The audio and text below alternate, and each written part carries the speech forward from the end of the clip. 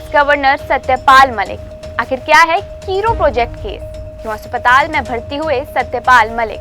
दरअसल जम्मू कश्मीर के x governor Satyapal Malik पर एक साथ दुखों का पहाड़ टूट पड़ा है। जहां उन्हें हाल ही में उनकी बिगड़ती तबीयत के चलते हॉस्पिटल में एडमिट करवाना पड़ा, तो वहीं दूसरी ओर साल 2022 में कीरू हाइड्रोइलेक्ट्रिक पावर प्रोजेक्ट में हुए घोटाले के कारण सेंट्रल ब्यूरो ऑफ इन्वेस्टिगेशन ने उनके खिलाफ एक चार्जशीट दाखिल की है, जिसके कारण एक्स गवर्नर को काफी ही बड़ा झटका लगा है।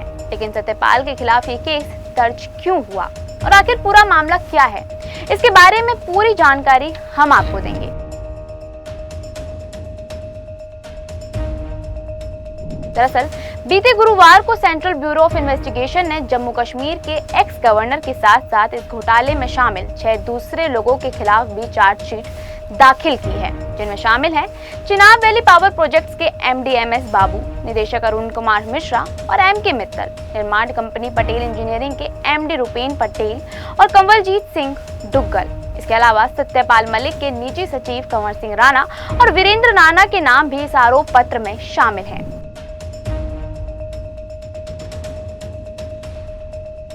चिनाब नदी पर बन रही कीरू हाइड्रोइलेक्ट्रिक प्रोजेक्ट में हुए घोटाले की जांच कर रही सीबीआई ने अब घोटाले में मौजूद इन सभी आरोपियों के खिलाफ केस दर्ज किया है। बता दें कि ये मामला कीरू हाइड्रोइलेक्ट्रिक पावर प्रोजेक्ट में 2200 करोड़ रुपए के सिविल कामों के ठेके में हुई भ्रष्टाचार की जांच से जुड़ा है। सीबीआई ने करीब 3 साल की जांच के बाद इन लोगों को आरोपी पाया है और अब मामला विशेष अदालत में पहुंच चुका है। इसी के साथ ही आपको बता दें कि सत्यपाल मलिक 23 अगस्त 2018 से लेकर 31 अक्टूबर 2019 तक जम्मू कश्मीर के गवर्नर रह चुके हैं। दरअसल मलिक ने जनवरी 2022 में एक इंटरव्यू के दौरान इस बात का खुलासा किया था कि उन्हें कीरू हाइड्रोइलेक्ट्रिक पावर प्रोजेक्ट से रिलेटेड कुछ फाइलों को मंजूरी देने के लिए करीब 300 करोड़ रुपए तक की रिश्वत पेश की गई थी। इसके बाद ये मामला चर्चा में आ गया था और फिर अप्रैल 2025 में सीबीआई ने मामले को दर्ज कर इन्वेस्टिगेशन करना शुरू कर दिया था।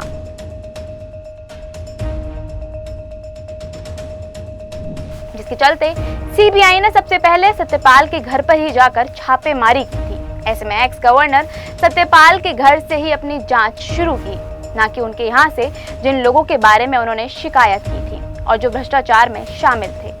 उनकी जांच करने की बजाय सीबीआई ने एक्स गवर्नर के आवास पर छापा मारा था, जो कि सत्यपाल मलिक के लिए किसी बड़े झटके से कम नहीं था।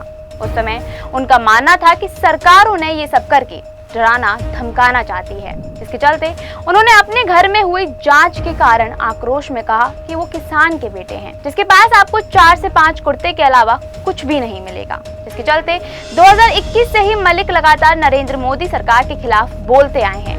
इसकी शुरुआत कश्मीर हाइड्रो पावर प्रोजेक्ट में भ्रष्टाचार के दावों से हुई और फिर केंद्र द्वारा पुलवामा आतंकवादी हमले में जवाबदेही तय करने में जानबूझकर विफल रहने के सनसनीखेज दावों से हुई थी। इसके बाद करीब 3 साल तक सीबीआई इन्वेस्टिगेशन में जुटी रही।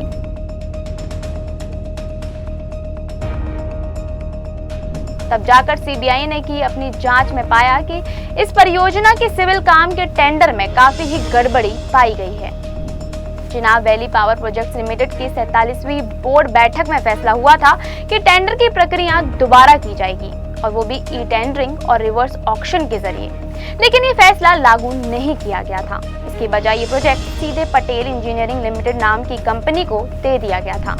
जांच में तब से अब तक ऐसे सबूत सामने आए हैं जो ठेका देने में गड़बड़ी का संकेत देते हैं। इसके कारण चार्जशीट दाखिल की गई है।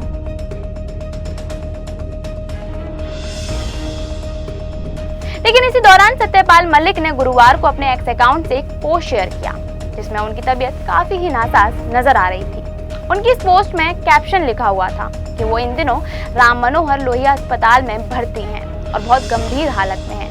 उन्होंने बताया कि उन्हें संक्रमण हुआ है और पिछले 3 दिनों से उनकी किडनी की डायलिसिस चल रही है।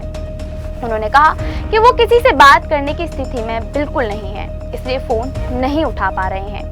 अब ऐसे में एक्स गवर्नर की यूं अचानक तबीयत खराब होना केस में लाएगी और कौन सा नया मोड़, ये देखना होगा और साथ ही इसका असर जांच और कोर्ट की कार्यवाही पर कितना पड़ने वाला है, इसे लेकर भी अब कई सारे सवाल पैदा किए जा रहे हैं। आपकी क्या राय है इस बारे में, ये हमें कमेंट करके जरूर बताएं।